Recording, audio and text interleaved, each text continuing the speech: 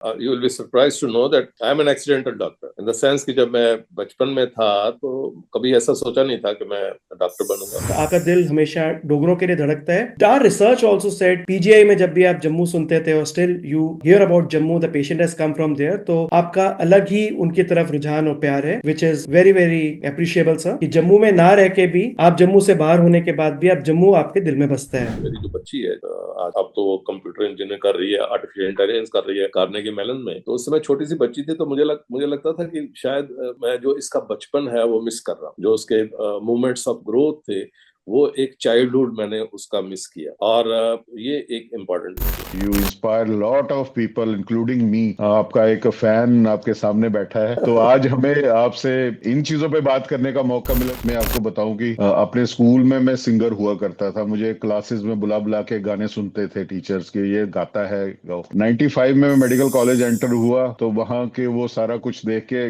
गाना तो क्या, रोना भी भूल जाता है इंसान की कहाँ आगे क्या है। गाना वाना तो गया बैक सीट पे। He has spent over 3 decades at the cutting edge of interventional cardiology, or the man who performed world's first stenting for Takasai's arthritis.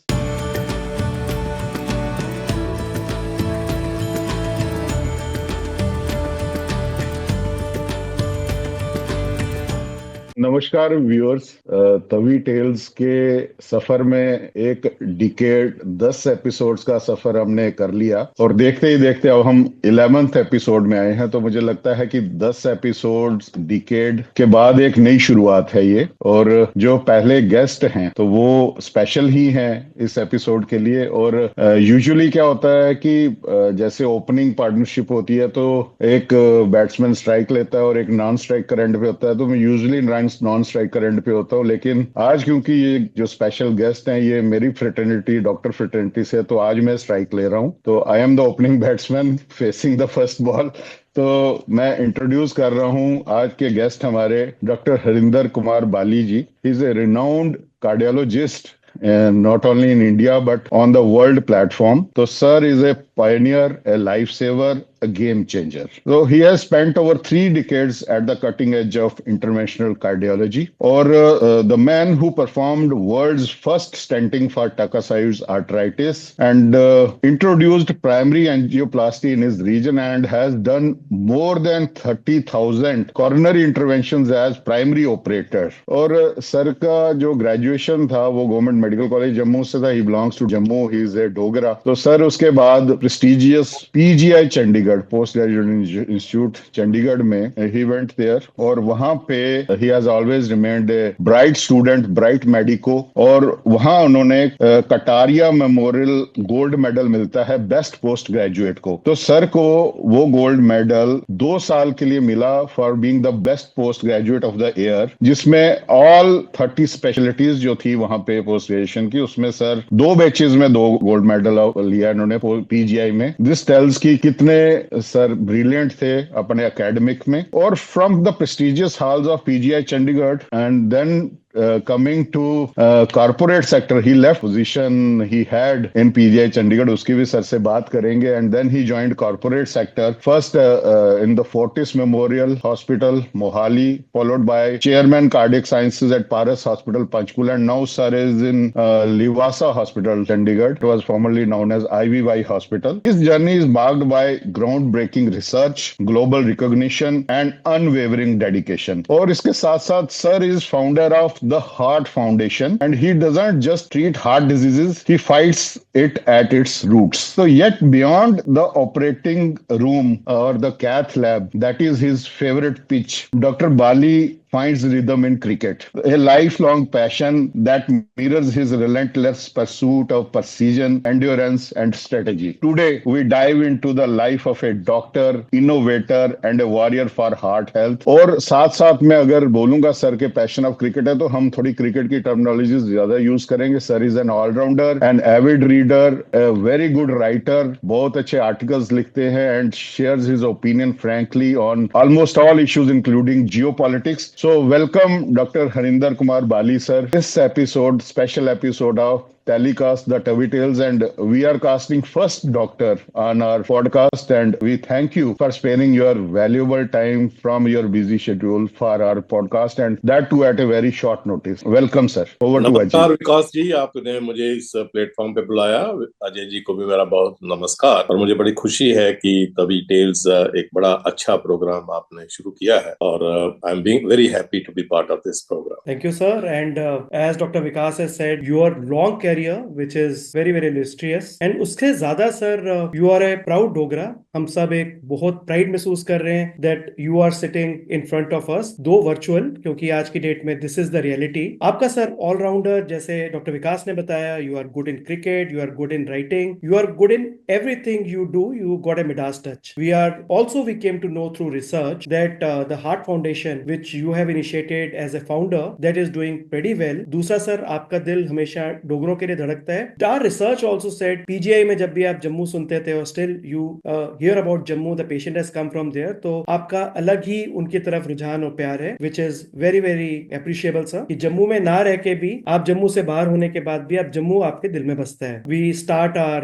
podcast 11 and we are really honored to have you with us today on episode 11 of Tavi Tales sir। Sir, आपकी life journey की बात करते हैं तो आपका जो बचपन है सर, वो जम्मू में गुजरा है। आप कुछ समय के लिए अखनूर भी रहे हैं। Sir, take us back, who was young Harinder Kumar Bali before the world knew your name? देखिए, मैं जम्मू में पैदा हुआ, और हमारा जो एरिया था वो पंचतीर्थी है। उसमें अगर आप उस एरिया को जानते हैं तो वहाँ पे एक पुंछ हाउस नाम के एक लोकेलिटी है, वहाँ पे हम रहते थे, और बचपन बड़ा अच्छा गुजरा। इनफैक्ट वो बड़ी अच्छी प्यारी जगह थी, और मुझे उसकी बड़ी अच्छी मेमोरीज है। और वहाँ पे बड़ा एक कॉमरेडरी सी थी, डिफरेंट फैमिली की तरह ही डिफरेंट ग्रुप्स रहते थे, और वहां से ही शुरू हुई मेरी जर्नी। और मेरे फादर साहब बैंक में थे, J&K बैंक में थे। उससे ज्यादा उनके जो पैशन थे वो काफी ज्यादा ब्रॉडर थे, इन द सेंस कि उनको बुक्स में बड़ा इंटरेस्ट था, उनकी अपनी लाइब्रेरी थी, और उनको स्पोर्ट्स में भी बड़ा इंटरेस्ट था, पर्टिकुलर क्रिकेट में भी बड़ा इंटरेस्ट था उनको। लाला अमरनाथ के वो बड़े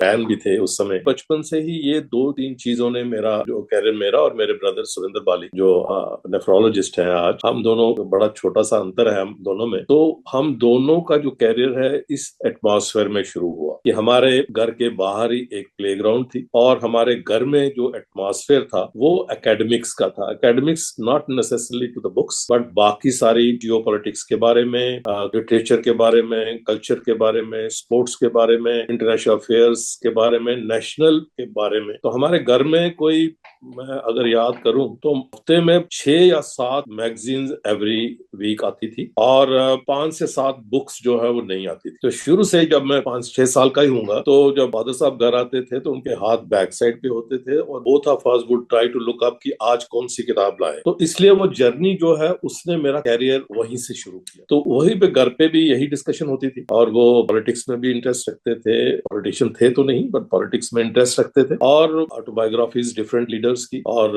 वर्ल्ड वॉर सेकंड के बारे में, वार हुई 62 की वार हुई, 71 की वार हुई, उसके बारे में जो भी बुक्स थी, लिटरेचर के बारे में, चाहे वो रशियन लिटरेचर हो या दोस्तोयेवस्की हो या जॉन स्ट्रेटबैक हो या कोई भी हो, उनकी किताबें, वो एक मेरा पार्ट ऑफ कल्चर थी। तो अगर मैं मैगजीन भी याद करूं तो उस समय इलस्ट्रेटेड वीकली तो आती ही थी, बट एक सोवियत लैंड आती थी, सोवियत यूनियन आती थी, एक लिंक मैगजीन आती थी, साउथ से पब्लिश होती थी, इम्प्रिंट मैगजीन आती थी, और एक लाइफ मैगजीन आती थी, और एक टाइम आती थी। ये सारी मैगजीन, और बच्चों के लिए जो चंदा मामा है, या एक पराग होती थी, और एक नंदन होती थी, ये सारी मैगजीन। और स्पोर्ट्स में एक मैगजीन बड़ी फेमस मैगजीन थी उस समय, स्पोर्ट्स एंड पास टाइम, वो हिंदू ग्रुप पब्लिश करता था, वीकली एक मैगजीन थी, वो सारा स्पोर्ट्स को कवर करती थी, इंटरनेशनल से लेके। उस समय जॉन फिंगल्टन थे, निवेले कार्डिस थे, वो उसमें लिखे थे, और इंडियन की स्टेट स्पोर्ट्स के बारे में भी, हॉकी भी, फुटबॉल भी, क्रिकेट के बारे में, डोमेस्टिक क्रिकेट, इंटरनेशनल क्रिकेट के बारे में वो कवर करती थी। तो ये सारा एक बड़ा important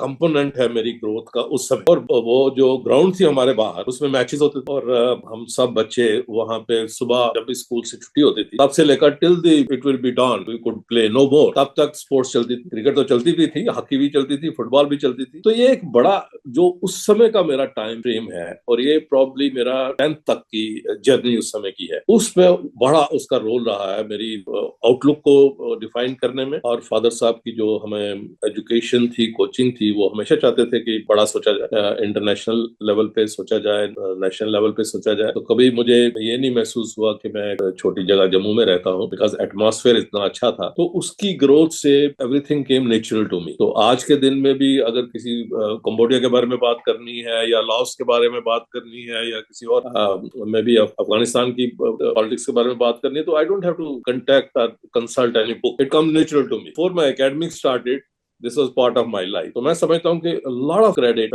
in fact all of the credit goes to the atmosphere which I had at my home, and that was Panchtir। अगर आप वहाँ पे जाएंगे तो बड़ी अच्छी ग्राउंड है। अभी थोड़े दिन 2-3 महीने पहले मैं गया था वहाँ विजिट करने के लिए, तो अभी थोड़ा सा चेंज हो गया है, but it brought back memories of that childhood. That childhood is what I cherish most. That is what I think has made me what I was. बहुत बढ़िया सर। जम्मू है, ये जम्मू की आबो हवा ऐसी है कि भूलती नहीं है। जिसने कभी कोई यहाँ समय बिताया हो, तो खास करके अपनी जन्मभूमि हो और अपना बचपन जहाँ बीता हो, तो अटैचमेंट हमेशा रहती है। जम्मू में हो ही जाता है इंसान। Over to Ajay ji. Sir आपने ना काफी पुरानी चीजें जो है, when I was studying in DBN Diwan Badrinath, जो पंचतीर्थी में ही आगे मुबारक मंडी में, एंड हमारे कई दोस्त थे जो पुंछ हाउस में रहते थे। तो डॉक्टर जहीर थे एक स्पेशली वहां पे, तो उनका बेटा ही वाज स्टडीइंग विद अस। तो आपने जितनी चीजें बताई, immediately it start coming as a reflection कि कैसा उस टाइम पे टाइम था। और जो आप कॉमरेडरी की बात कर रहे हैं, people used to live there, कोई जम्मू से, कोई श्रीनगर से, पुंछ से, रजौरी से, बट जो आपस में अटैचमेंट थी, they used to celebrate together, play together. वो आपकी सर बात से सारी चीजें इमीडिएटली आंखों के सामने बिल्कुल आपने ठीक कहा। दीवान बद्रीनाथ के साथ हमारा बड़ा पुराना रिश्ता है, क्योंकि उनके साथ कंपटीशन भी रहता था और उनके साथ हमारे स्पोर्ट्स के मैचेस भी होते थे। और आपने मुबारक मंडी की बात करी, तो मुबारक मंडी में ऑलमोस्ट रेगुलरली हम जाते रहते थे, और उन दोनों में वहां पे मूवीज भी दिखाई जाती थी। और वो धर्मपुत्र और मुझे जीने दो और काफी ऐसी मूवीज है, परिवार एंड ऑल दैट, जो हमने दीवान वहां पे मुबारक मंडी में देखी। और आपने बिल्कुल ठीक कहा कि जो पुंछ हाउस आता था, उसमें कोई 12 ऐसे क्वार्टर थे जहाँ पे दरबार मूव होता था। जब दरबार मूव होता था, most of the people who were either Kashmiri pandits और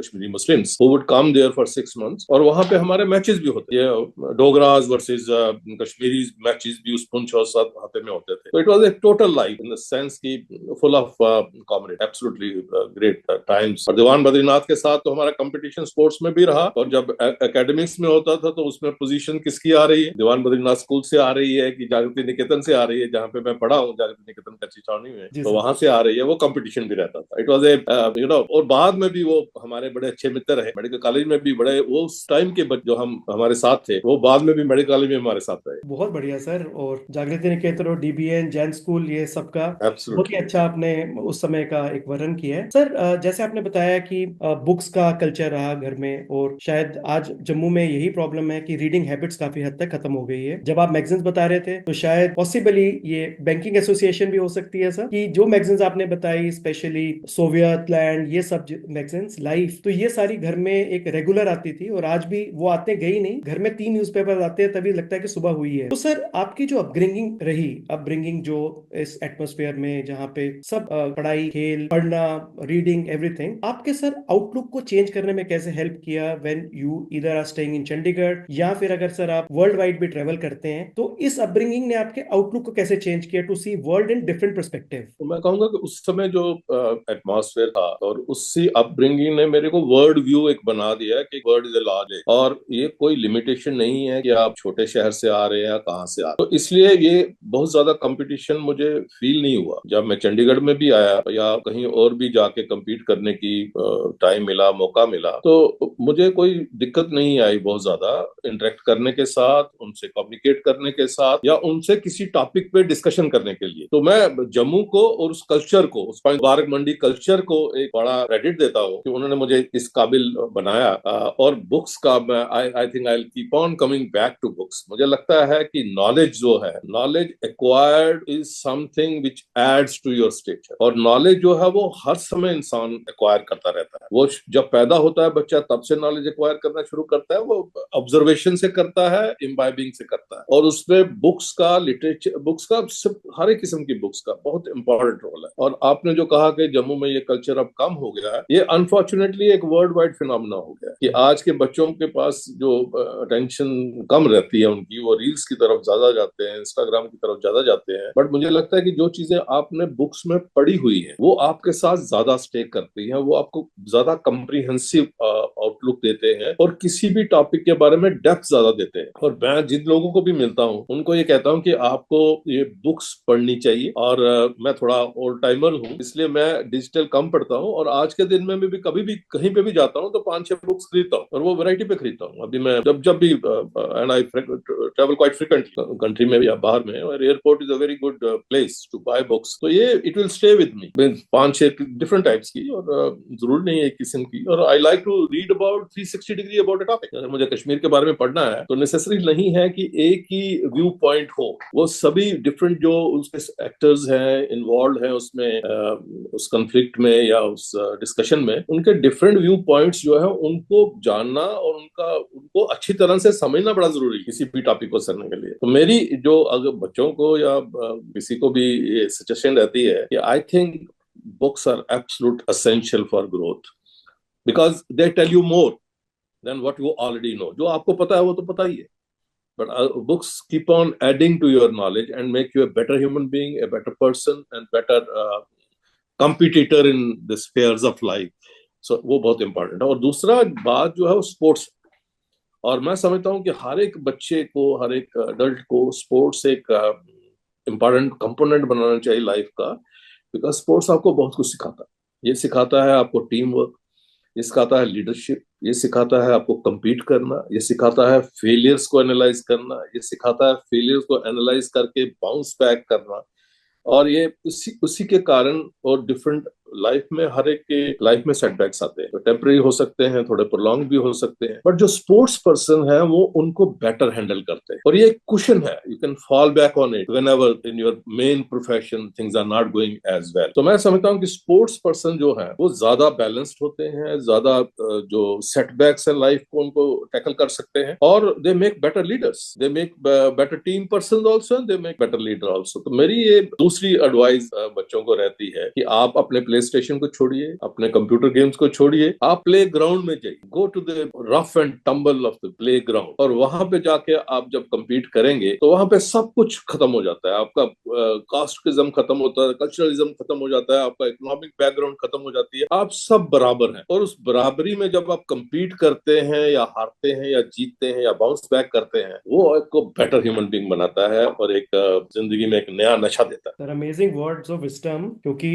रीडिंग के लिए I am very passionate sir, and I have written a book recently on Jammu. तो जो लाइब्रेरी पीछे है सर, ये भी पार्शली मेरे फादर और मेरी कंबाइंड धरोहर है कह सकते हैं, जो वो मेरे लिए छोड़ के गए थे। So this is the most I think the best thing he has kept for me. So we got a library of around 1500 books. So this is partially which you can see at my back is just a partial view. तो sir आपके जो words I think Dogra youth के लिए बहुत जरूरी हैं। World wide sir phenomena is different, क्योंकि हमें compete करना है सर नेशनल इंटरनेशनल लेवल पे। अगर हम रीडिंग छोड़ देंगे, खेलना छोड़ देंगे, तो ये दोनों चीजें will not take us anywhere. And sir thanks for sharing your specific words on these two topics which are closer to my heart and Dr. Vikas's heart, and we keep on covering in all our podcasts, and thanks for sharing it sir. Over to Dr. Vikas.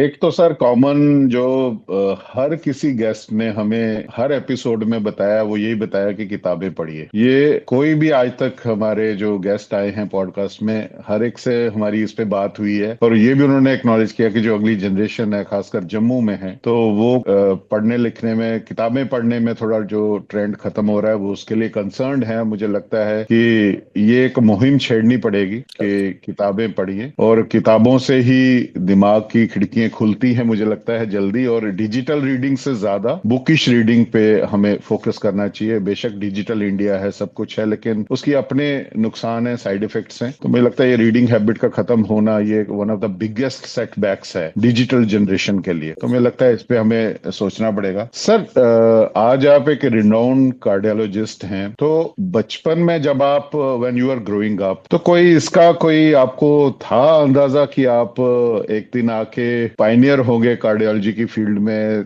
विश्व स्तर पे भारत का अपना जम्मू का नाम रोशन करेंगे इस field में? Was there a moment in your childhood that foreshadowed the path you would one day walk? देखिए, मैं you will be surprise to know that I am an accidental doctor, in the sense कि जब मैं बचपन में था तो कभी ऐसा सोचा नहीं था कि मैं डॉक्टर बनूंगा। और इनफैक्ट मुझे लगता था कि there are so many other things to do in life जिसमें मैं करना चाहता था, कम्पीट करना चाहता था और पार्टिसिपेट करना चाहता था। बट मेरे फादर साहब बड़े पैशनेट थे मेडिकल प्रोफेशन के लिए, और सुरिंदर बिकेम ए डॉक्टर, तो he wanted me also to become a doctor. तो हमने ये कहा था कि मार्क्स में ले आऊंगा, बट आप मुझे डॉक्टर बनने के लिए नहीं कहेंगे। But as things would happen, unfortunately, but very fortunate for me, because I think it's the best thing which has happened to me. But उस समय मुझे लग रहा था कि ये ठीक नहीं है। तो जब 12th का एग्जाम हुआ और जम्मू कश्मीर में उस समय कंपटीशन नहीं होता था एंट्रेंस के लिए, आपके मार्क्स के पे ही आपको सीट मिल जाती थी। तो उससे पहले की भी बात बताऊं कि जब मैं 10th पास किया तो 11th क्लास में जब किया तो मैं मैथमेटिक्स लेना चाहता था। तो मेरे फादर साहब ने अपने बैंक से किसी को साथ में भेजा साइंस कॉलेज में कि ये देखना ये मैथमेटिक्स ना लिख के आ जाए। तो I was forced to take medical stream, otherwise things would have been very different. तो मेडिकल स्ट्रीम भी ले लिया। उसके बाद उन्होंने कहा कि मैं मेडिकल स्ट्रीम ले लूंगा और मैं चाहूंगा कि आप मुझे डॉक्टर बनने के लिए ना बन। उन्होंने कहा ठीक है, you do whatever you feel like. और मेडिकल प्रोफेशन में जो things which change my life was कि जब 12th का एग्जाम हो गया और उसी बेसिस पे आपको डॉक्टर की सीट मिलती थी, तो मैंने सेकंड ईयर ज्वाइन करी वहां पे science college to pursue my education, because I did not want to get into medical college. But unfortunately वहां पे सेकंड ईयर में इतना ड्रेसिंग एटमॉस्फेयर था। जो हमारे टीचर्स थे जोलॉजी के, बॉटनी के, इंग्लिश के, वो जब भी क्लास में हम जाते थे वहां पे वो यही कहते थे कि आपका सभी का कैरियर खत्म हो गया। जिन लोगों ने इंजीनियर बनना था वो इंजीनियर बन गए हैं, जो डॉक्टर बनना है वो डॉक्टर बन गए हैं, and you have nothing to look up to. और अनफॉर्चुनेटली उस समय बड़ी ज्यादा ऑप्शन भी इतनी नहीं होती थी। तो एटमॉस्फेयर ऐसा था कि एक हर लेक्चर में ऐसा हमें एहसास कराया जाता था कि the train has left and the bright students have left and you are not going to do anything great in life. तो अंडर दो सर्कमस्टांसेस said कि let me go and see what is there in medical college। तो ये about 1.5-2 months down into second year के हुआ। तो medical college में मैं गया और वहां पे जाके कुछ ऐसी इश्यूज हुए, तो मुझे लगा कि ये डॉक्टर बन के ही करना चाहिए। नया नया मेडिकल कॉलेज था, कुछ लोग बाहर से भी आते थे, उस समय स्पॉन्सर्ड स्टूडेंट्स भी आते थे, वो बड़ा ब्राइट होते थे। तो जम्मू के स्टूडेंट्स को कोई इतना अच्छा माना नहीं जाता था उस समय। तो मुझे लगा कि यहाँ पे भी कम्पीट करना चाहिए, you have to prove your self. तो I got sucked into the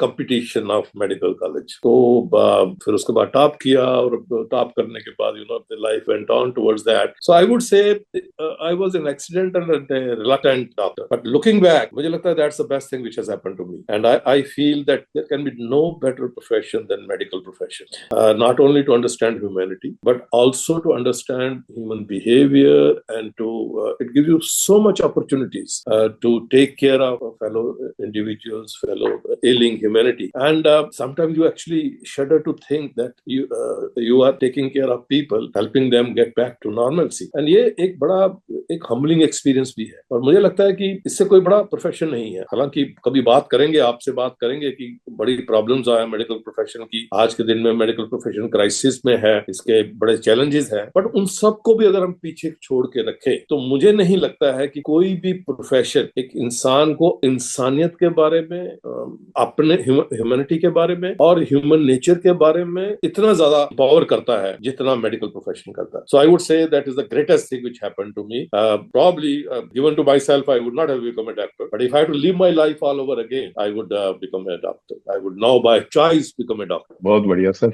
इसमें अभी तक अगर आप बोलें सिमिलैरिटीज देखनी हो मैंने अपने में आपने, तो आपके स्कूल का नाम जागृति निकेतन था, मेरे स्कूल का नाम भी कठुआ में जो जागृति निकेतन था, तो उसको RS जागृति निकेतन बोलते हैं। और दूसरा जो आपने 11th की बात की, तो मेरे साथ भी कुछ ऐसा ही हुआ कि जब स्ट्रीम चूज करनी थी तो बाय चॉइस थी मेरी दादाजी की। उनका था कि हमारे जो पूरे पूर्वज जो हैं वो सारे आयुर्वेदिक फिजिशियंस हैं, ये पढ़ने में अच्छा है। उन्होंने फादर को बोला कि ये पढ़ने में अच्छा है और मैं चाहता हूँ कि हमारी फैमिली में से कोई एलोपैथी में भी जाए, तो इसको रखवा दो। हालांकि मेरे मैथ में इंटरेस्ट था, मैथ में अच्छे मार्क्स आए और स्कूल भी चाहता था कि इसकी, क्योंकि मेरी 10th में पोजीशन आई थी तो उनको पता था नॉन मेडिकल में पोजीशन आएगी, अगर ये मेडिकल लेगा तो पोजीशन मारी जाएगी, तो उन्होंने मुझे फोर्स किया तू दोनों रख। तो फिर अल्टीमेटली मैंने शुरू में दोनों रखे, फिर लेकिन बाद में मेडिकल ही रिटेन किया। मैं 2 कश्तियों पे सवार होकर काम नहीं चलेगा, तो मुझे भी एक सॉर्ट ऑफ एक एक्सीडेंटली ही इसमें आना पड़ा प्रोफेशन में। बट मैं भी आपको सेकंड करता हूँ कि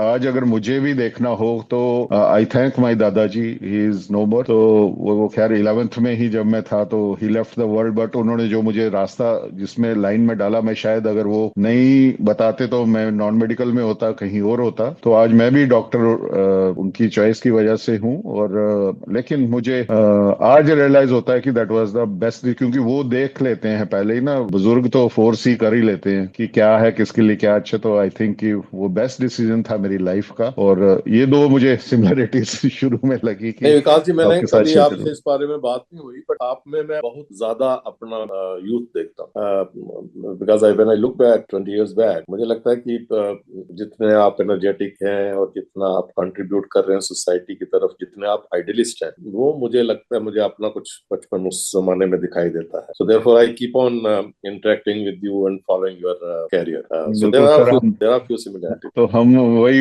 एक इंस्पिरेशन मिलती है सर आपसे। तो you inspire lot of people including me. आपका एक फैन आपके सामने बैठा है, तो आज हमें आपसे इन चीजों पे बात करने का मौका मिला, क्योंकि आपसे एक तो टाइम का कंस्ट्रेंट हमें भी रहता है, आपको भी रहता है। तो इसी बहाने चलो आप माय प्लेजर। आपकी दिल दिल के अंदर और जाएंगे हम आज। तो over to Ajay ji. Sir, very, very blunt question to you now. You are successful without any doubt. It often comes at a price. कुछ लोग सर sacrifice कर लेते हैं health due to success. Someone, friendship because they are so much engrossed in their work कि कहीं ना कहीं friendship lose हो जाती है. और sometimes people start losing even parts of themselves. तो सर आपने success के लिए what you have lost और rather आपने as a all rounder क्या पता कुछ lose नहीं भी किया हो, you managed to balance it. अगर balance किए so that message also. What is the balancing act करने के लिए आपने क्या किया? But if you have lost something, then we also need to know about it, sir. I think बड़ा अच्छा सवाल है कि पहले तो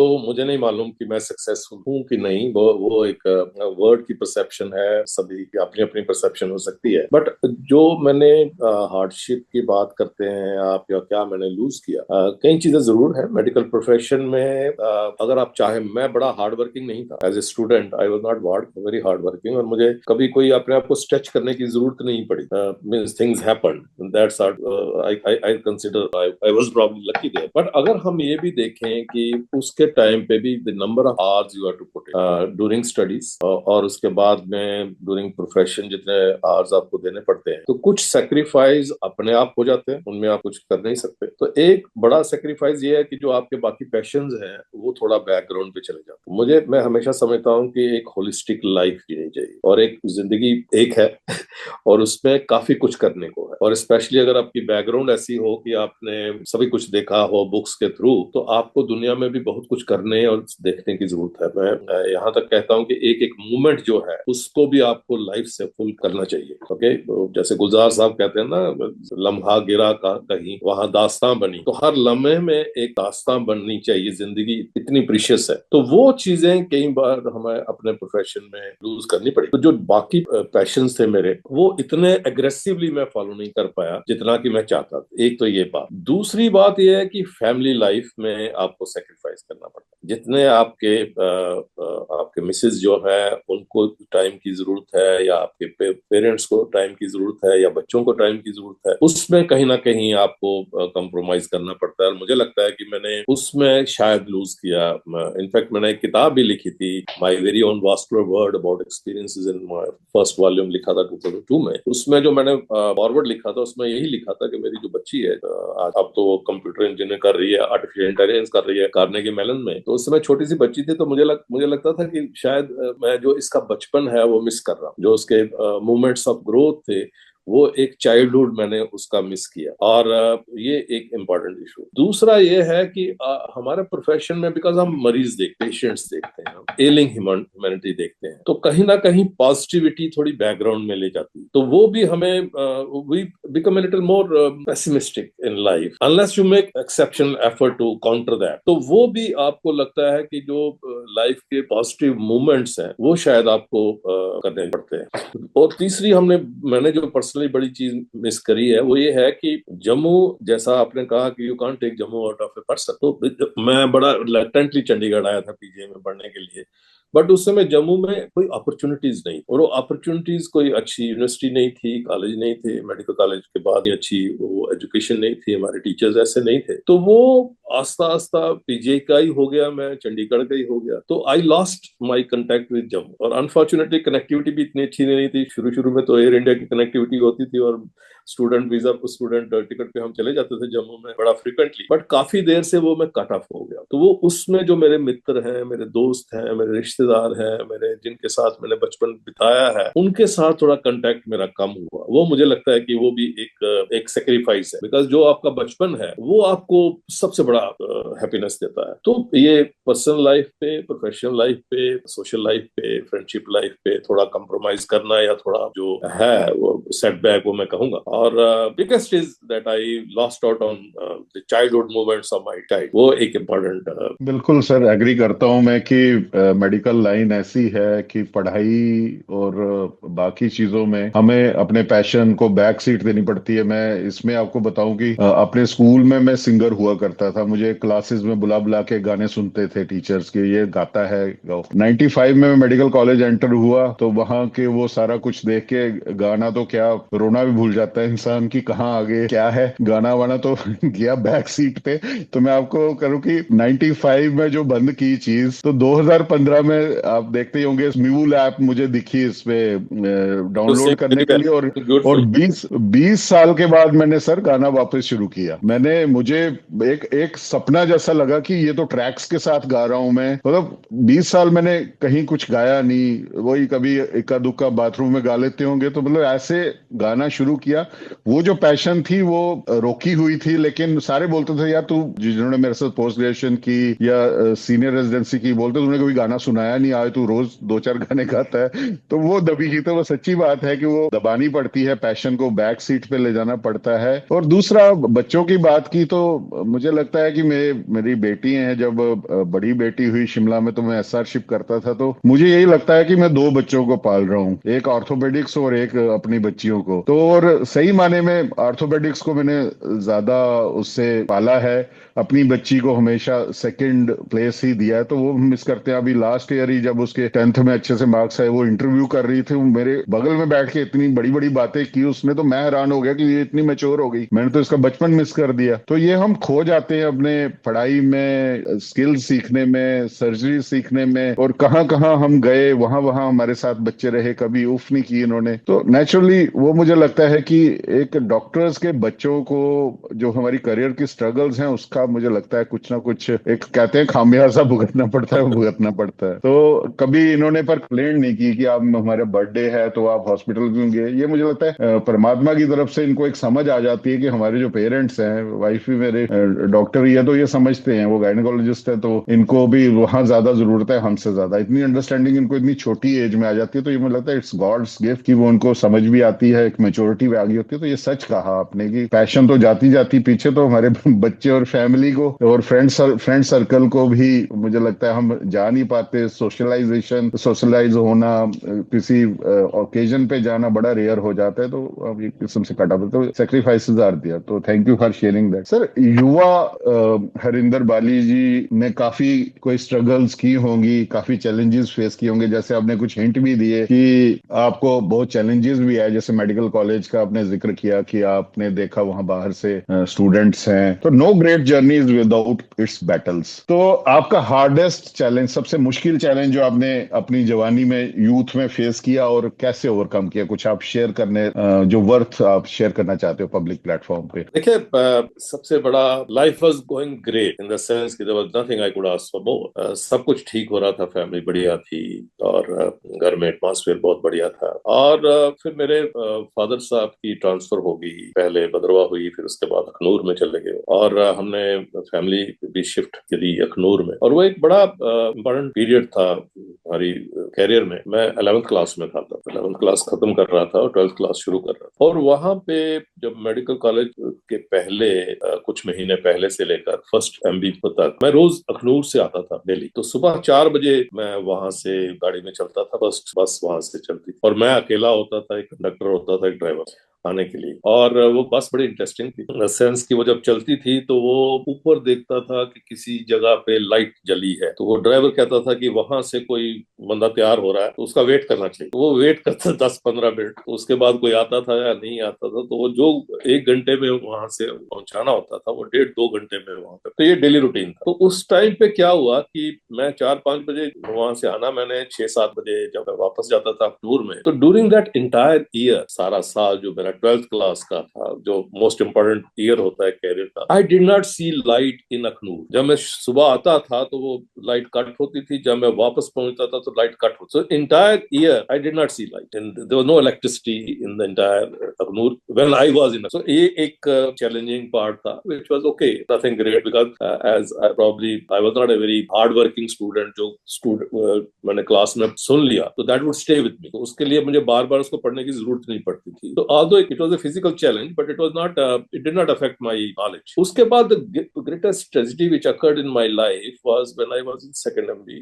मैंने फर्स्ट एमबी में टॉप किया था, कुछ दिनों के बाद my dad had been ailing for some time, he had renal problem and we had got him to PGI and then unfortunately we lost him at a very young age, he was only 43 years of age. और मैं था और सुरिंदर था, और he was in fourth year, I was in third year, and we had, in the sense that there was no sport in the family and there was no earning member in the family, and those 2-3 years were tough in the sense that made a man out of a child, as I can say, because मुझे तब तक लगता था कि सब कुछ smooth चल रहा है, जिंदगी में कुछ है ही नहीं, कोई मुझे सिर्फ बुक्स पढ़नी है, नॉलेज लेना है और बड़े बड़े ड्रीम्स देखने हैं। We were suddenly brought down to mother earth, और मैं, मेरा भाई और मेरे मदर, हम तीन ही थे। And those 1 and 2 years were very tough in the sense कि it made us think that there is in life, you know, it can be even living can be a challenge, but because we were very close to each other, so we were support for each other. So that was a setback which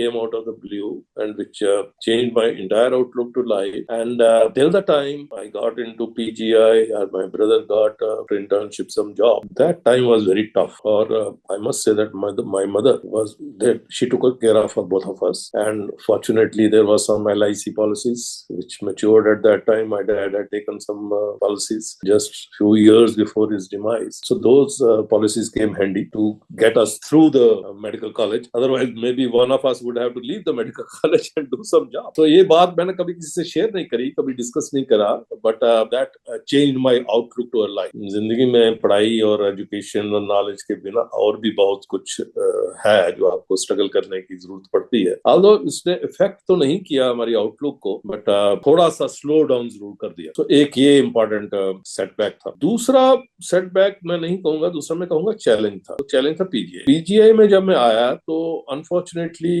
most of the people in PGI eight that time were either from Bangalore और तमिलनाडु और पूना और those places. Jammu से लोग कम आते थे, और जम्मू के people talk about discrimination, though there were people from Jammu who were discriminated. They were discriminated the way they would speak, they discriminated the way they would carry themselves. So I was shocked to see discrimination. So it was a determination that I don't need only to prove myself, I would change the whole outlook towards people of Jammu. तो उसके लिए मुझे बहुत कुछ करना पड़ा, in the sense कि wide variety of activities। कुछ तो मैं नेचुरली करता था, स्पोर्ट्स में आई became a college university colour, PGI का कलर मुझे मिला, क्रिकेट में मिला, चेस में मिला, डिबेट में मुझे अवार्ड मिले, कल्चरल एक्टिविटी में अवार्ड मिले, लिटरेचर में अवार्ड मिले। So that was a struggle, and then I became president of the junior doctors association, then I led a strike there in Jammu. But all that I did to change the concept about people towards Jammu. So discrimination need not only be towards color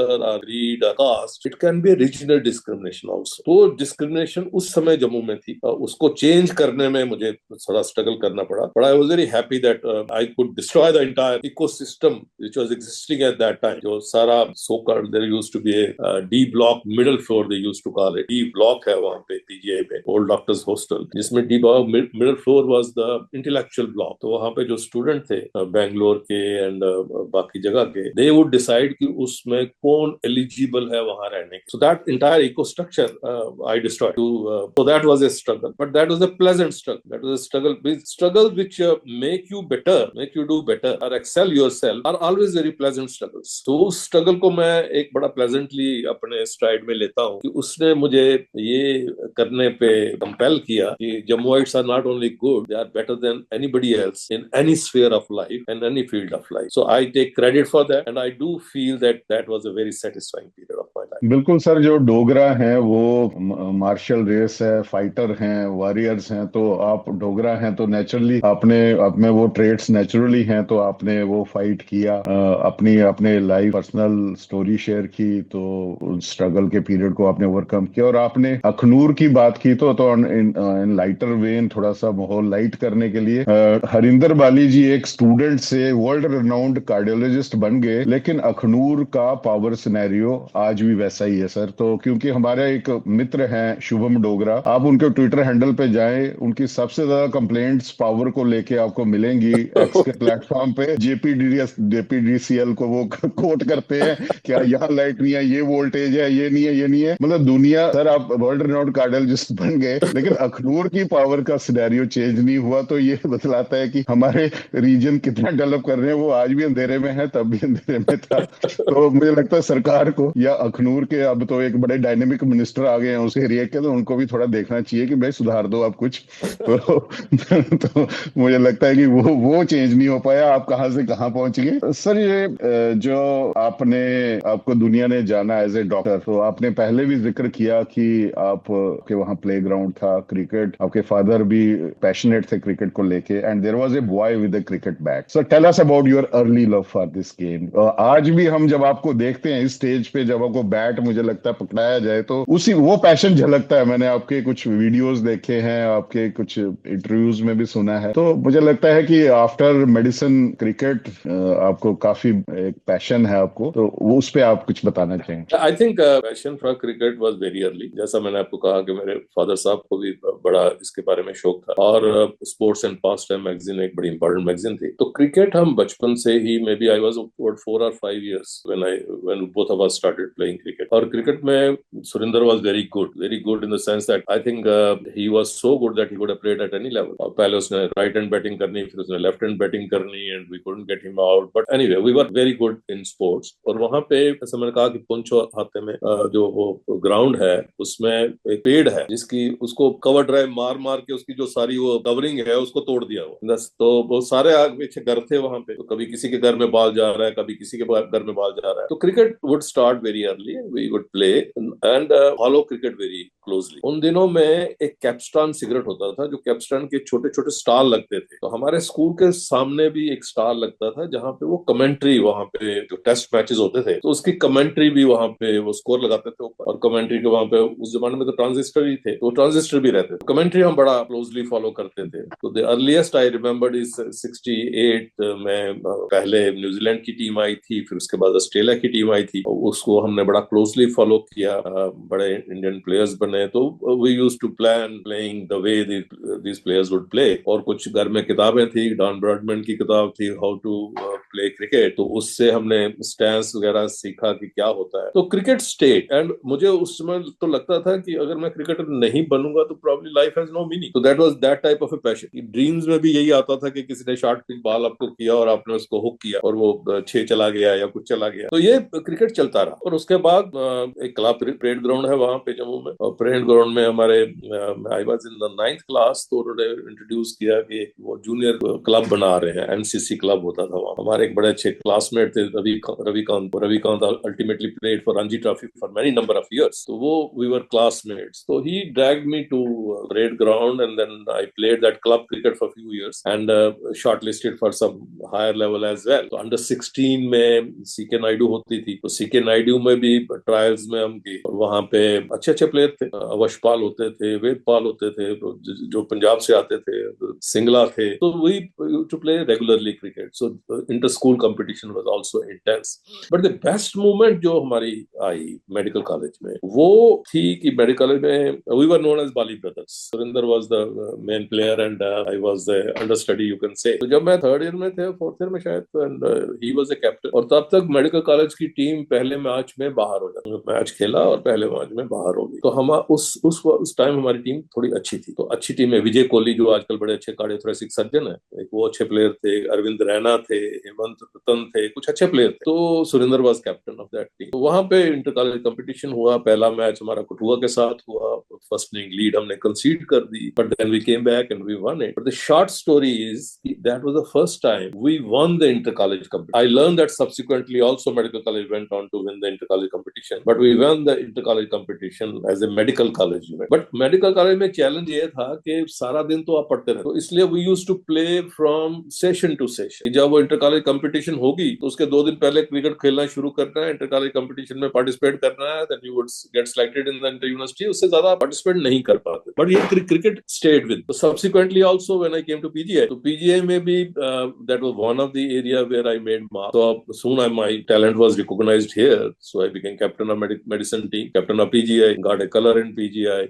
We used to play club cricket in Chandigarh, where PGI would represent as a club. So yes, it stayed with me. और ये I was playing till very late. In the fact, आजकल भी मैं बीच में bat उठा के चला जाता हूँ। तो मुझे लगता है कि cricket has been a great passion. और उसमें एक तो गेम का जो nuances है, finer details of nuances. I still write about cricket and I still analyze cricketing matches. मुझे ये मैटर नहीं करता कि ये मेरी टीम है और ये किसी की टीम है। I can watch any match. मैं जिम्बाब्वे की जो प्रीमियर लीग है उसको भी देख सकता हूँ, because I look at the फाइनर details of the game कि कोई ऑफ स्पिनर है वो कैसे एंटाइज कर रहा है बैट्समैन को फ्लाइटेड करके और उसको स्टंप कैसे करा रहा है या फॉरवर्ड शॉट लग पे कैच कैसे जा रहा है। दोज फाइनर जो स्मॉल बैटल्स इन क्रिकेट है वो मुझे ज्यादा एक्साइट करती है। तो cricket is been a great passion और मुझे ये लगता है थोड़ा रिग्रेट जरूर है कि I could not play at that level where I probably wanted to play. But ये रियलिज्म उस समय मुझे था कि क्रिकेट के आप कैरियर नहीं बना सकते, और क्योंकि आजकल तो डिफरेंट सिनेरियो हो गया है, उस समय you could only play cricket to a certain level and it was for all intent and purpose and a mature game, और वो उसको कैरियर नहीं बना सकते, और वो may be you would play till you are 34 or 35, not later than that, and if you are doing it at a higher level probably not more than 32 years of age. So इसलिए it was always a realistic feeling for me that cricket can be a great passion. It's a good stress buster. It will be always stay with me. But it will never become my primary care. So I would say that I was grounded to that level. That I did not sacrifice my education, academics, or anything else for cricket. But आज भी वो है in the sense कि, and I give a lot of credit to cricket because still when I'm doing a procedure and I still cricket comes back as a rescue sometimes. When the procedure doesn't go very well, there is something to fall back upon. So I think cricket has shaped my life outlook, and it has made me a better doctor. It has made me a better person to address the nuances and I would say complications or setbacks in medical profession also. So it's a great hobby to have. और cricket सिर्फ cricket नहीं है, all sports. मुझे लगता है सिर्फ basketball, volleyball और baseball, ये 3 गेमें छोड़ के मैंने सब कुछ खेला।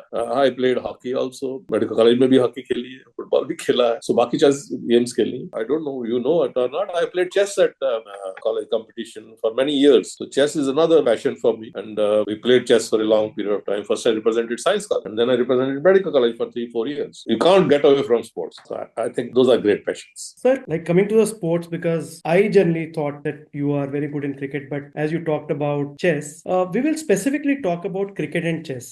These 2 games teaches patience, strategy, and resilience. I think every doctor need these 3 qualities. Do you think your time on the pitch shaped the way you approach life? क्योंकि आपने अपना प्रोफेशन में तो बता ही दिया, because while you are doing some critical surgeries it helps you to fall back on something और how to strategize, but how it shape the way you approach life? या बिल्कुल आपने ठीक कहा कि जो क्रिकेट है फॉर एग्जांपल, उसमें आपको स्ट्रेटजी बनानी पड़ती है, उसको अपने अपोनेंट्स को स्टडी करना पड़ता है कि वो क्या नेक्स्ट मूव करने वाले हैं। चाहे आप बैटिंग कर रहे हैं या बॉलिंग कर रहे हैं, आपको ये देखना है कि फील्ड कहाँ पे सेटिंग है और वो जो बॉलर है उसके माइंड में क्या चल रहा है, वो नेक्स्ट बॉल क्या करना चाहता है, वो किस तरफ आपको ले जा रहा है। तो ये जो होलिस्टिक अप्रोच है किसी गेम को, और उसमें आपने सक्सीड करना है, तो ये एक इम्पॉर्टेंट। दूसरा मैंने क्रिकेट जो सीखा एज ए बैट्समैन कि it takes 1 ball to get you out and you have to avoid that 1 ball. तो जिंदगी में भी one small mistake can take you miles down, can take you back by days and months and years. So you have to watch every moment of your life. So if you want to be successful in life, it is important that you don't commit that mistake which will take you back, which may never come again in your life. So cricket teaches you that. Other thing, जो दो तीन चीजें मैंने आपको पहले बताई कि ये एक टीम स्पोर्ट है, और टीम स्पोर्ट में जब आप, I have been captain for a number of years, तो टीम स्पोर्ट में आपको बाकी सारे लोगों को साथ लेके चलना पड़ता है, और हर एक जो है अपने अपना रोल प्ले करता है। जो स्लिप में खड़ा है उसका अपना रोल है, जो कवर में फील्डिंग कर रहा है वो अपना रोल है। इसलिए जब आप लाइफ में देखते हो तो जो आप, when you become a team leader, then you have to see that each person, each spoke in that wheel is extremely important. Individually he may not be important, but as long as he part of that spoke, then he's extremely important, and you have to encourage him to give his best. So ये आपको sport सिखाता है कि अगर आपका forward shot like कमजोर है और दो तीन कैच ड्रॉप करने वाला है तो आप मैच कभी जीत नहीं सकते। तो सिमिलरली लाइफ में भी अगर आपके टीम मेंबर जो है वो अपना बेस्ट नहीं दे रहे हैं तो आपकी टीम कभी सक्सेसफुल नहीं होगी। तो मुझे लगता है कि क्रिकेट और चेस में तो स्ट्रेटजी है ही। आपने सिसिलियन डिफेंस किया या रे लोपेज खेला या क्वींस गैम्बिट खेला, तो दूसरे की क्या मूव है या उसकी आपकी मूव के बाद सेकंड या थर्ड पे वो कौन सी मूव कर रहा है। यहाँ तो क्रिकेट चेस में तो you are as good a player कि आप 3 मूव उसकी एंटिसिपेट कर सकते हो कि 4 मूव एंटिसिपेट कर सकते हो। तो ये इंपॉर्टेंट है कि आपको ये सिखाता है कि it is not only your moves which are going to be important, it is more important to anticipate the other person move. जैसा आप देखेंगे there was a player by the name of Boris Becker and there was Andre Agassi. तो Andre Agassi ने एक बार कहा था कि I would always lose to Boris Becker and then because I could not pick up his serve, and then one day I realise कि जब उसने डाउन द लाइन सर्व करनी है तो his tongue would be on the left side, and when he is serving on the side of the court his tongue would be on the side. He started anticipating his game. The moment he started anticipating his game he never lost to Boris Becker. So therefore ये चीजें आप भी important है, आपकी capability important है, दूसरे को analyse करना, एंटिसिपेट करना भी इंपॉर्टेंट है। ये आपको स्पोर्ट्स सिखाता है, और इसमें that is what probably I have learned from sports, to be a good leader, to be a good strategist, and more importantly to come back from your failures, because you're going to lose. However good you are going to lose, and you will only come back stronger if you analyze the game, and if you analyze your game, opponent's game, make better strategy, and then bounce back as a stronger individual. तो ये सारी चीजें आपको sports सिखाती है। बहुत ही बढ़िया। I think हमारे जो व्यूअर्स रहते हैं, जब we were just looking at the analytics, तो यूथ काफी हैं जो व्यू करते हैं, एंड आई थिंक सर के वर्ड्स जो हैं फॉर आवर व्यूअर्स, मेरे को जो सबसे बड़ा टेक अवे इसमें ये है अबाउट द लीडरशिप। सेकंड, आपकी एक रॉन्ग मिस्टेक और a wrong move can make you out of the game, whether it's a chess or cricket, और ये डिपेंड करता है आपके करियर सिलेक्शन पे भी, because life is just like a cricket or a chess. एक wrong move can make your career haywire and make your, you know, for posterity if you want to work something you just need to work on sports, as sir said in his earlier when we open this particular podcast. वो आपको जरूर है समझना है sir की words of wisdom से, leadership समझनी है, रेजिलियंस समझनी है कि एक बार का failure is not a failure for life, आप बाउंस बैक करेंगे। तो ये सारी चीजें, that is why sir is stressing on reading, sir is stressing on sports, specifically 2 important sports which talks about strategy, which talks about leadership, cricket as well as chess. Thank you sir, and I think the young generation, young Dogras will really learn a lot from your words of wisdom which you just gave to all of us.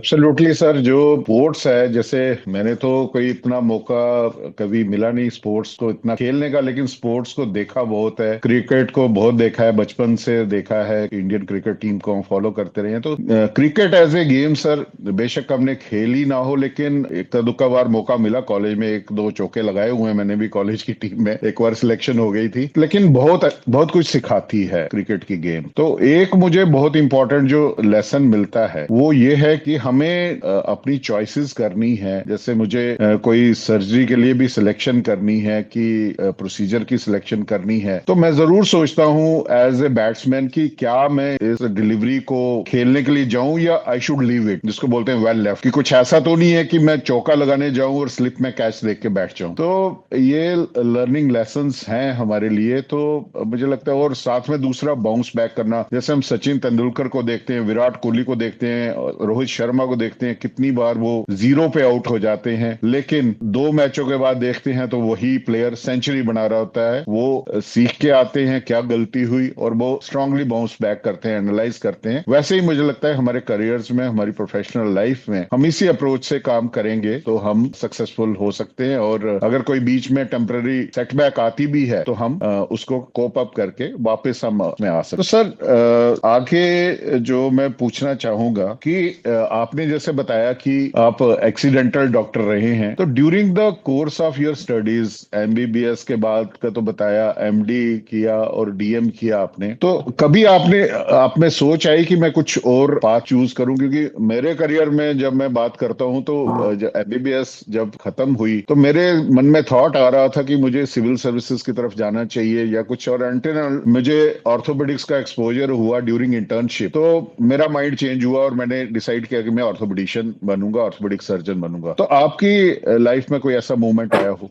दो चीजें। पहली बात, आपने accidental की बात करी, तो जब मैं पीजीआई में सिलेक्ट हुआ तो उस समय मुझे लगता था कि मुझे सर्जन बनना चाहिए, because I had flare for surgery. और वो भी पीजीआई में वो टाइम था जब आपके रैंक पे आप मेडिसिन ले सकते थे या कोई भी स्पेशलिटी ले सकते। तो I had option of taking medicine and surgery, तो I wanted to be surgeon at that time. तो वहां पे हॉल है हमारा, लेक्चर सेक्टर 1, जहाँ पे सभी को एक एक स्टूडेंट को नीचे बुला के वो पूछते हैं कि आप कौन सी स्पेशलिटी लेना चाहते हैं। तो मैं बैठा हुआ था, तो वहां पे हमारे जम्मू के एक डॉक्टर होते थे, यूरोलॉजिस्ट, जो बाद में ऑल इंडिया इंस्टीट्यूट में हेड ऑफ डिपार्टमेंट यूरोलॉजी भी रहे, डॉक्टर प्रेमनाथ जी। तो वो मेरे पास आए, तो उन्होंने, मेरे से सीनियर रहे हुए थे मेडिकल कॉलेज, तो उन्होंने मुझे पूछा कि बाली तू क्या करना चाहता है? तो मैंने कहा जी मैं सर्जरी करना चाहता हूँ, एमएस लेना चाहता हूँ। तो उन्होंने मुझे कहा कि यहाँ पे पीजीआई में एमएस सर्जरी नहीं होती, एमडी सर्जरी होती। तो ही सेड कि you will not get an opportunity to operate, not as long as you are a student. Senior residency में मिलती है, पहले नहीं मिलती। तो उस समय वहां बैठे बैठे मैंने सोचा कि मेडिसिन लेनी चाहिए। तो I went down and took medicine. So I wanted to be a surgeon and became a physician. But as destiny would have it,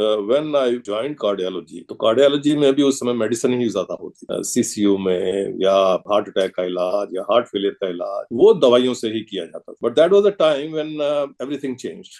Interventions came. Primary angioplasty came for heart attack. Then intervention came for surgery, coronary artery disease, stable coronary artery disease also. उसके बाद structural heart आए, valvotomies आई, उसके बाद valve replacement आए। So for all intent and purpose, I started as a physician but ended up being an interventionist. So that is also destined. So I would say that that is probably I was destined to become a, may I say, minimally invasive surgeon, but the path was tortuous. So I do call myself as a child of destiny, because somebody who was a reluctant doctor to become person where you spend most of your waking hours in the cath lab testing journey. So that is important. So it can take the other thing which you asked me about is probably we share the same thing again, that somewhere along the line मुझे लगा कि IAS करनी चाहिए, and in those days I was in PGI. I had already come to PGI and मैंने form भरा और form में वो सेंटर भी आ गया, और सेंटर में आके the morning of that day when I was supposed to go for the written examination, तो मुझे लगा कि you know if I join now I am probably 24, 25, so it's going to be 2 years later or 3 years later than what other of my competitors would be joining as IAS. So I may not rise to the highest level in administrative services. So probably it is a little late for me to join. So I dropped that idea. So this thought did come to my mind to change the career. But again, as I said, I was probably fortunate not to choose that way. I would never been able to satisfied as much as I am now if I had gone to any other field. So those things, I think we do share those commonalities as well. बहुत amazing sir. Sir, heart foundation is not just an initiative, क्योंकि आपने इसको एक movement बना दिया है। And the basically heart foundation के पीछे सर आपका क्या थॉट रहा, और आपने इसको एक रिलेंटलेस पैशन की तरह to spread about awareness about heart health, उसके पीछे प्रेरणा क्या रही सर आपके लिए? सबसे पहले ये जो हार्ट है, this is acronym. It starts with means heart, H for heart, endovascular, arrhythmias, resynchronization, therapeutics. So this heart is an acronym, और ये हमने फ्रेंड्स ने मिलके बनाई मल्टीपल रीजंस के कारण। सबसे बड़ा रीजन ये है कि हमारी कंट्री में जो सारी कार्डियोवास्कुलर डिजीज है और नॉन कम्युनिकेबल डिजीज है वो इतनी बढ़ गई हैं कि this is a soft underbelly of our country. We would probably have the dubious distinction of become the capital of diabetes, of hypertension, of heart disease and problem like that. So इसलिए बड़ा important कि हम इसको prevention की तरफ लेके चलें। जैसे हमने शुरू में देखा कि मैंने 30,000 के करीब एंजियोप्लास्टीज करी हैं, और maybe there are 15-20 people like me in the country, or maybe little more than that. But हम टोटल भी मिला ले 2 लाख, 2 लाख, 5 लाख के करीब एंजियोप्लास्टीज हो सकती है। But the volume of patient which we have of non-communicable disease and heart disease is so enormous, और वो इतने लेवल से इंक्रीज कर रहा है कि उसको प्रिवेंशन जब तक हम नहीं करेंगे लॉन्ग टर्म प्रिवेंशन पे, तो इसको हम कभी एड्रेस नहीं कर सकते। तो अगर आप यूएस में देखें, यूरोप में देखें, तो उन्होंने रियलाइज किया कि अगर हम अर्ली इंटरवीन करते हैं तो इसका जो ग्राफ है, जो उस समय 70s और 80s में वहां पे बढ़ रहा था, उसको हम नीचे ला सकते हैं। तो एक तो ये हमारी फीलिंग थी कि हम इसको प्रिवेंशन की तरफ लेके लोगों को एजुकेट करें कि उसके कारण ये हमारा हेल्थ जो है, कार्डियक हेल्थ, वो बेटर हो। और उसमें हम चाहते थे कि हम बच्चों से शुरू करें, because we believe that healthy children today are better citizen, healthy citizen for tomorrow. दूसरी जो इंपॉर्टेंट चीज है कि दुनिया में बहुत प्रोग्रेस हो रही है कार्डियोवास्कुलर डिजीज थेरापेटिक्स में, बड़ी इंपॉर्टेंट प्रोग्रेस हो रही है, इंटरवेंशन में हो रही है, डिवाइसेस में हो रही है, innovations are happening at a very very rapid pace, और उससे इम्पैक्ट पड़ रहा है पॉजिटिव हमारे पेशेंट्स की ट्रीटमेंट में। अगर हम कोई भी बीमारी ले लें, फॉर एग्जांपल स्टैटिन ले लें, for example world wide it has added 10 years of life. Similarly intervention से लॉन्जिविटी बढ़ी है, क्वालिटी ऑफ लाइफ बढ़ी है। तो ये जो सारी प्रोग्रेस हो रही है वर्ल्ड वाइड में, ये हम चाहते थे कि इसको जितना रैपिडली हम अपने एरियाज में लेके आए और कॉमन पर्सन को इसको वो world best treatment options provide कर सकें, तो उससे हमारे लोगों को भी वही हेल्प मिलेगी जो दुनिया में कहीं पे मिलती है। तो we wanted to provide them quality state of heart care at an affordable price to our people here. तो उसके लिए ये बड़ा जरूरी था कि जो हमारे डॉक्टर्स हैं, जो हमारे डिस्ट्रिक्ट्स में डॉक्टर्स हैं या सिटीज में डॉक्टर्स हैं या रूरल एरियाज में डॉक्टर हैं, उनके लिए हम CMEs ऑर्गेनाइज करें, वर्कशॉप ऑर्गेनाइज करें, उनके लिए हम इंटरनेशनल फैकल्टी को बुलाएं, नेशनल फैकल्टी को बुलाएं, ताकि उनके साथ डिबेट भी हो सके, इंटरेक्शन भी हो सके, और वो हम उस किस्म की ट्रीटमेंट यहाँ पे लेके आए। तो उसके लिए हमारा सेकंड ऑप्शन। तीसरा, हमने ये रियलाइज किया कि हम हेल्थ को आइसोलेशन में नहीं देख सकते। हेल्थ की जब हम बात करते हैं तो एक हम एजुकेशन की बात करते हैं, without education there can be no health. People have to be educated to demand health, and educated people get better health and they understand and value health more. So education बड़ी important है। और तीसरा, it brings back us to the sports. Sports भी बड़ी important component है। Unless a person is sports person and goes to the play ground to play, we will not have great health. ये तीनों चीजों को हम इकट्ठा करके करना चाहते थे कि हम इसको एजुकेशन, हेल्थ और स्पोर्ट्स को इकट्ठा करें, ताकि हमारा सिटीजन जो हमारे हैं वो बेटर हेल्थ करें। और उसके बाद हम चाहते थे कि इंडिविजुअल लेवल पे हम क्या कर सकते हैं, एक सोसाइटी लेवल पे क्या कर सकते हैं, एक सिविल सोसाइटी लेवल पे हम क्या कर सकते हैं, और एज एन NGO हम गवर्नमेंट से क्या पॉलिसीज मॉडिफिकेशन कर सकते हैं। कि हमने सपोजिंग ट्रांस फैट्स हैं जिससे हमें लगता है कि इंडिया की हेल्थ इफेक्ट हो रही है, जो बाहर की कंपनियां यहाँ पे टोनाल बना रही हैं या चिप्स बेच रही हैं या चीटोस बेच रही हैं, जो हमारी हेल्थ को ट्रांस फैट्स के कारण इफेक्ट करता है, उसके लिए हमें कोई PIL करनी है या कुछ और करना है। ये सारी चीजें हमारा इसके लिए हम some of our friends got together, जिसमें सारे डॉक्टर्स नहीं है, डिफरेंट फील्ड्स के हैं, तो उन्होंने ये हार्ट फाउंडेशन बनाई। 2009 से हम इसमें काम कर रहे हैं। उसके अंदर हमने लाइव वर्कशॉप भी किया है, उसमें CME की है, ईयरली हम इंटरनेशनल कॉन्फ्रेंसेस करते हैं। I am very happy to inform कि अभी कमिंग 26 और 27 ऑफ अप्रैल को हम जम्मू में फर्स्ट J&K कार्डियक कॉन्क्लेव कर रहे हैं, रेडिसन ब्लू होटल। और ये हम सेम चीज वहां पे भी करेंगे। उसमें दो चीजें करेंगे। एक, हम वहां पे हमारे हार्ट फाउंडेशन के अवार्ड्स होते हैं, जहां पे जो लोगों ने इम्पैक्ट किया है हेल्थ पे, एजुकेशन पे, स्पोर्ट्स पे, उनको रिकॉग्नाइज करते हैं। और एक हम फुल डे एकेडमिक प्रोग्राम करेंगे सारे UT ऑफ जम्मू कश्मीर और लद्दाख के लिए, और ये भी हम एक ईयरली इवेंट बनाना चाहते हैं। तो ये जो क्वालिटी केयर है, इनोवेशंस है, इनको कॉमन पर्सन तक पहुंचाने के लिए, last man standing in the Q, उसको पहुंचाने के लिए, रूरल एरिया में करने के लिए, उसके लिए हमने ये हार्ट फाउंडेशन बनाया। बहुत अमेजिंग है सर। एक ना एज ए लेमैन, एक बहुत इंटरेस्टिंग ऑथर है, उसका नाम है मैल्कम ग्लैडवेल। उसकी एक किताब है सर जिसका नाम है आउटलायर। सर आउटलायर में बहुत इंटरेस्टिंग है अबाउट बैक टू बेसिक्स। एक उसमें हार्ट का बहुत अच्छा इंसिडेंस दिया है, इट्स अ केस स्टडी। तो क्योंकि सर मैं मैनेजमेंट पढ़ाता हूँ और इसीलिए case studies I generally teach to students. Basically उन्होंने कहा कि US के अंदर एक इटालियन गांव था जहां पे माइग्रेंट्स आते हैं इटली से। वहां पे heart failure rate was exactly 30% lower than rest of America. उन्होंने जब किया कि उनका लाइफस्टाइल में खाना सेम है, they drink also, they smoke also, they don't play, everything which is happening in rest of America is happening in that Italian village. फिर भी अगर पूरे US के अंदर अगर 20% हार्ट रेट था ड्यूरिंग दैट पीरियड, वहां पे heart rate failures was nearly nil. तो then they said back to basic कि वहां पे इटली के गांव में सभी इकट्ठे बैठ के खाना खाते हैं, their support system so good. While rest of America में उस टाइम पे न्यूक्लियर फैमिलीज आनी शुरू हो गई थी। You can't heart out your issues. आपको कोई प्रॉब्लम में आपको हमेशा यही डर लगा रहता था कल की डेट में अगर मैं गिर जाऊं, who will support me, which was not there in Italian village. वहां पे एक आदमी के पीछे 25 आदमी सपोर्ट के थे। सो कहीं ना कहीं सर बैक टू बेसिक उसकी रिसर्च के हिसाब से, जैसे हम डोगरा कम्युनिटी भी कहीं ना कहीं न्यूक्लियर में मूव कर रही है, जब हम रूरल से अर्बन में आते हैं, अर्बन में ज्वाइंट फैमिली से न्यूक्लियर में चले जाते हैं, it could have some impact on heart also. So sir अगर हम उसी रिसर्च को आगे ले जाएं, wisdom can help so that you people should they stay together, friendship को रिवाइव करें, फोन से बाहर निकल के एटलीस्ट मिलना शुरू करें। That can also give lot of boost to the organ which you said, the acronym which is heart, will really help sir. Absolutely, I could not agree with you more.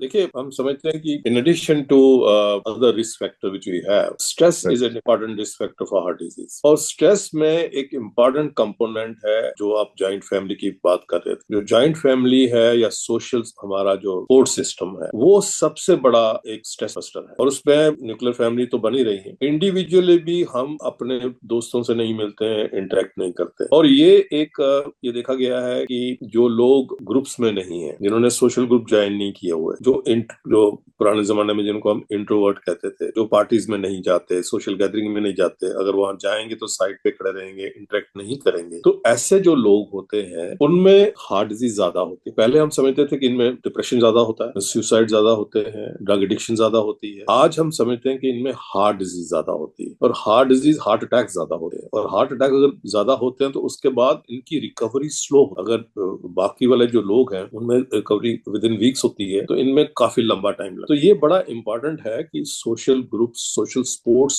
बड़ा important है, हमें encourage करना चाहिए। Unfortunately बड़ा difficult हो रहा है कि ज्वाइंट फैमिलीज हो और सोशल ग्रुप्स हो, चाहे वो कोई भी हो। इसी में हमारे जो डेराज हैं या बाकी रिलीजियस गैदरिंग है, वो बड़ा एक पॉजिटिव रोल प्ले करते हैं। और ये लोगों को बताने की जरूरत है कि हमारे जो सॉरोज, हैप्पीनेस है, वो हमें एक दूसरे से शेयर करनी चाहिए, हमारे स्पोर्ट्स से शेयर करनी चाहिए, क्लोज फ्रेंड से शेयर करनी चाहिए, पेरेंट्स के साथ टाइम गुजारना चाहिए, बच्चों के साथ हंसना चाहिए। और क्योंकि हम में से कोई भी इतना इंपॉर्टेंट नहीं है कि जिसके पास कोई मोसाद सीक्रेट्स हैं या CIA के सीक्रेट्स हैं। We are all common people, और common people have common problems, और कॉमन प्रॉब्लम्स एक दूसरे से जब हम शेयर करते हैं तो उसका सोल्यूशन तो एक बात है, दूसरा हमारा स्ट्रेस लेवल बड़ा कम। तो ये बिल्कुल आपने ठीक कहा कि उसमें भी हमें लीड लेनी चाहिए। और मैं चाहूंगा कि हालांकि हम पब्लिक अवेयरनेस प्रोग्राम करते हैं, बट इसमें भी हम पार्टिसिपेट करें हार्ट फाउंडेशन की तरह। और डोगराज में बिल्कुल ये जरूरी है। फॉर्चुनेटली अभी भी डोगराज में काफी जॉइंट फैमिलीज हैं as compare to rest of India, but उसको इनकरेज करना चाहिए। ये हमारी एक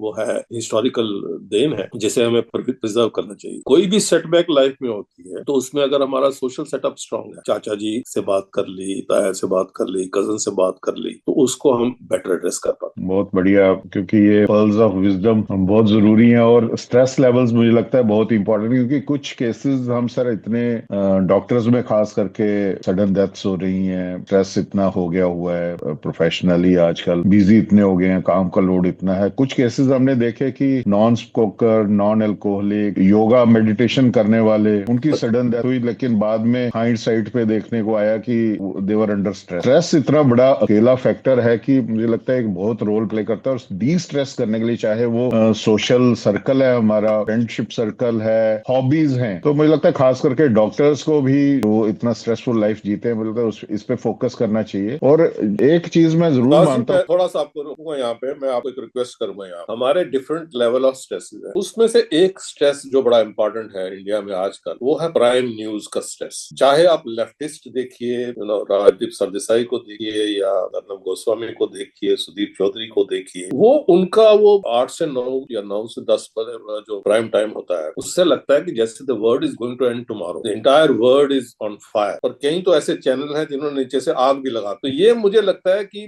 they are also playing a very negative role, because I think there's too much of news in our daily life.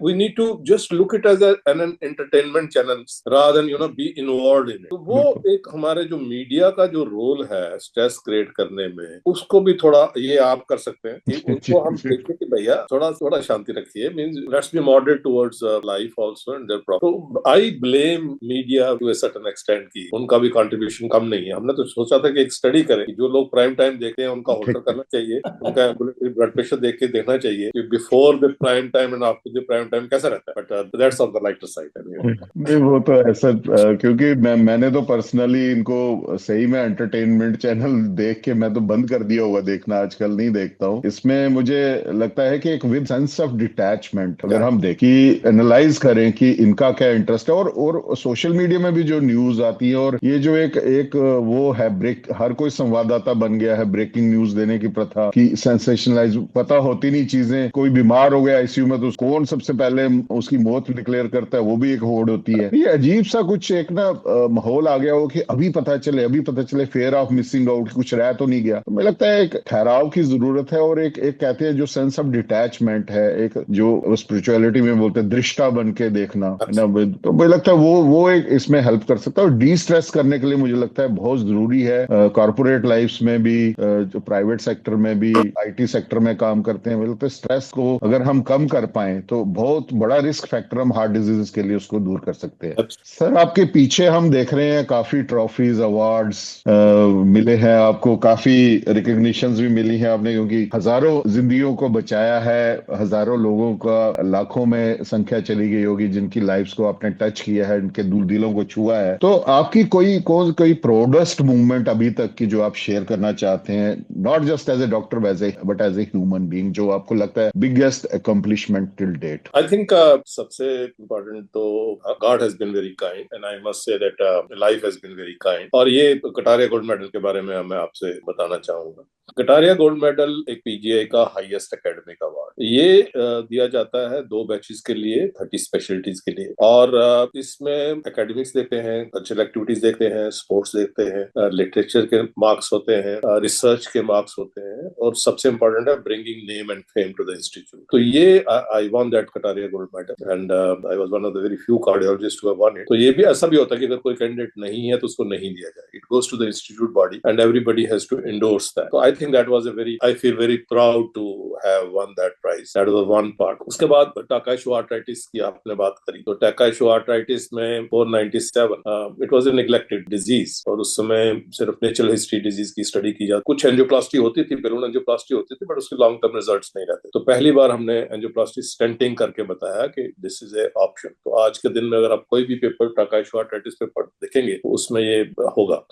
हमारी कंट्रीब्यूशन जो है, उस समय हमने जो केसेस किए हैं, कैरोटिड में टाकाशो आर्थराइटिस में किया, एओर्टा में किया, कॉर्नरीज में किया, सबक्लेविन में किया, सभी में हमने उसका रोल बताया और पब्लिश भी किया उसको। और एक free wall rupture, left ventricle की फ्री वॉल रप्चर, उसमें पहली बार हमने 2006 में एंडोवास्कुलर तरीके से उसको रिपेयर किया। That was the first case world literature. So that is that boy still keeps on sending me Diwali greetings and new year greetings, and it's been a long time since then. 2006 की बात है। उसके बाद अभी recently हमने एक नई anomaly, coronary malignant coronary anomaly describe की है by the name of Bali's anomaly. तो वो पब्लिश हुई है यूरोपियन हार्ट जर्नल में। तो दिस इज एनॉमली का मतलब है कि it's special type of anomaly जिसमें आर्टरी एबनॉर्मल रूट लेके एक पूरा गर्डल फॉर्म करती है एओर्टिक रूट के आगे और अपनी साइड पे जाने के लिए। तो वो कंप्रेस हो जाए तो उसके कारण डेथ हो सकती है between the aorta and the pulmonary artery. तो वो हमने डिस्क्राइब किया, which is it carries my name, so that is an achievement. I would say it is an achievement and it will stay. And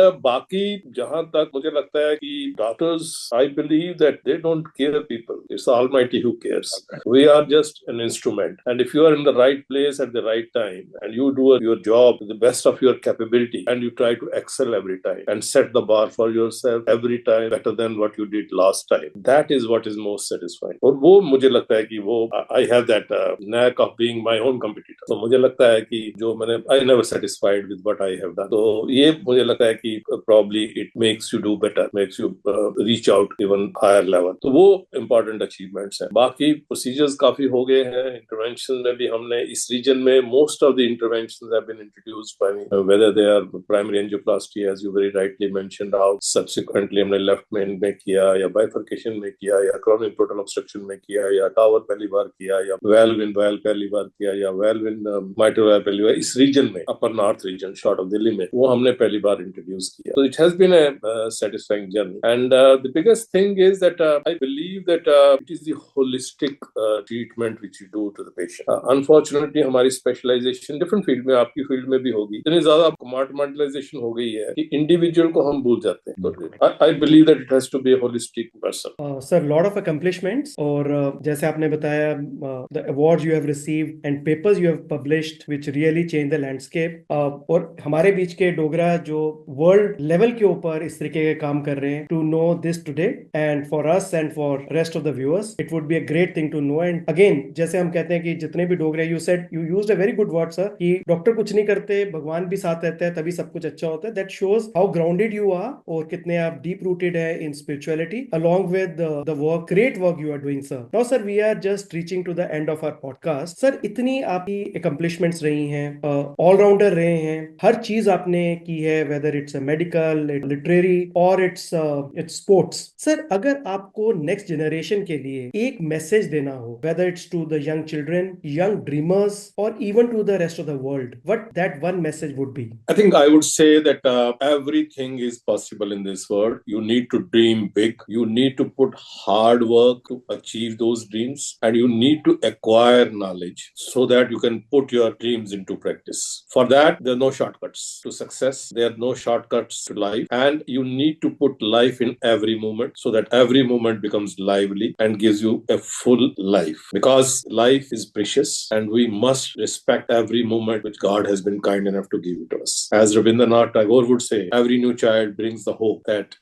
God has not lost hope in mankind. So therefore, we must see that the God continues to have hope in mankind, and we return that expectation and love to the Almighty. That's what I would say. We're really honored, sir, because it's very rare to find this sort of combination that you can speak in any subject with the equal fluency. So sir, ये बहुत rare है, and I think this is the blessings of your parents, your grandparents and माँ Vaishno. I always say माँ वैष्णो, उनके blessing जो है वही इसी तरीके के so called I've seen very few people like you sir who are so fluent in everything and so good in everything. And sir, best wishes from our side, from Tavi Tales, from all the Dogras, and we wish sir, whenever you'll be in Jammu, it would be our privilege that we'll come over and see you, sir. And over to Dr. Vikas. Sir, Tavi Tales, the telecast of Tavi Tales की पूरी team की ओर से मैं आपका आभार व्यक्त करना चाहता हूं सर कि आपने समय निकाला और दिल से आज जो आपने वार्तालाप की, दिल खोल के, ये सही माने में जो कहते हैं कि it was a conversation of heart by a cardiologist who happens to be cardiologist. आपने दिल से, बेबाकी से हमें सब कुछ बताया और एक one of the memorable episodes रहा है ये. तो सर, आपकी इतनी अचीवमेंट्स, आपकी एक ऑलराउंडर लाइफ, जैसे डॉक्टर्स के साथ एसोसिएट किया जाता है कि डॉक्टर्स जो है वो मोनोटोनस होते हैं, इंटरेस्टिंग नहीं होते हैं, पढ़ाकू होते हैं, चिड़चिड़े होते हैं, तो मुझे लगता है कि उनको ये एपिसोड देखना चाहिए कि डॉक्टर ऐसे भी होते हैं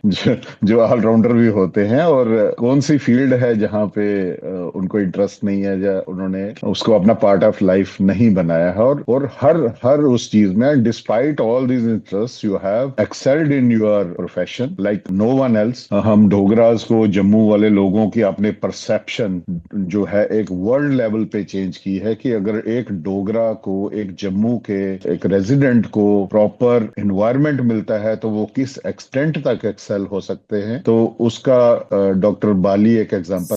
तवी टेल्स की पूरी टीम की ओर से एक कैंडिड कन्वर्सेशन के लिए जिसमें बहुत से मैसेजेस ना सिर्फ यंगस्टर्स के लिए, बडिंग डॉक्टर्स के लिए, बल्कि जो लोग भी हमें देखते हैं आपसे कुछ ना कुछ इंस्पिरेशन लेंगे कि एक लाइफ को कैसे जिया जाता है टू द फुलेस्ट एक्सटेंट. और एक डॉक्टरी की लाइन में आके, मेडिकल की लाइन में आके, जिसमें बहुत ज्यादा कहते हैं पढ़ाई करनी पड़ती है, कैसे अपनी हॉबीज को नहीं छोड़ना है, अपने पैशंस को नहीं छोड़ना है, ये सीख आपकी लाइफ से बहुत मिलती है. तो आपका बहुत बहुत धन्यवाद हमारे लिए समय निकालने के लिए अपने बिजी शेड्यूल से. और हम प्रार्थना करते हैं माता वैष्णो देवी से, बावे वाली माता से, कि आपको बहुत ही आगे भी तरक्की, प्रगति मिलती रही. आपकी हार्ट फाउंडेशन ने जो काम कर रही है वो और आगे बड़े स्तर पे करे. आप जम्मू में भी एक एनक्लेव कर रहे हैं, हम उसके लिए आपका आभार व्यक्त करते हैं जम्मू की ओर से, डोगरों की ओर से. तो आपका सर बहुत बहुत धन्यवाद. और तभी टेल्स आपका, we are so grateful to have you on your podcast today. Thank you so much.